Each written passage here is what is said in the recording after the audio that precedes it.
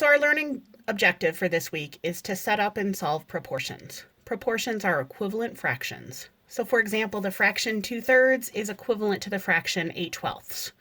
Somewhere in your background when you learned fractions, you probably drew number lines or pie graphs, and you cut things into 3 equal pieces and shaded 2, or you cut it into 12 equal pieces and you shaded 8, and you were able to visually observe that they were the same amount. In our setup, we are going to look at solving proportions in 3 different ways, and each one of them has its own merits. I want to identify what those 3 strategies are, and then we'll look at some examples. So first, we could make a table. I started doing that with the M&M problems, but it wasn't really a great example for that because the numbers were so large.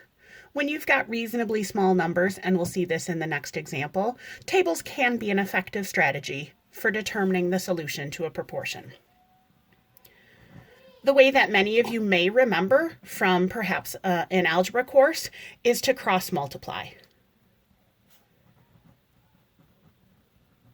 Sometimes cross multiplication is also called the butterfly technique.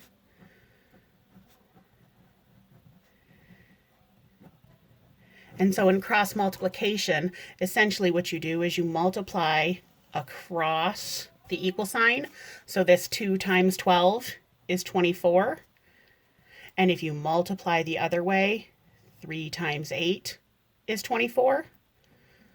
It turns out that if you start with an equivalent fraction, that when you cross multiply like this, you still have an equation that's true. So it's sometimes called the butterfly method because maybe this looks like a butterfly. The third technique is called the unit rate method.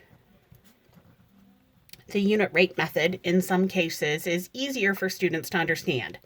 It's essentially the same as cross multiplication, but instead you're finding out, for example, how much one person gets, and then you can multiply to find out, for example, how many 10 people would get.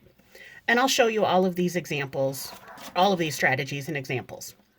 What I want to remind you is that if you are using the second or third strategy, I would suggest that you write a fraction of words.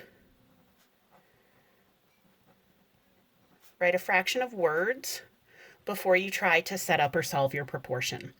So for example, if I'm looking at the cost of one item, or the cost per item, I want to write the words cost and item so that if I know the cost for 3 items or the cost for 7 items, I can set up my proportion in the correct strategy or in the correct proportions. And I'll show you what I mean when we look at our next examples.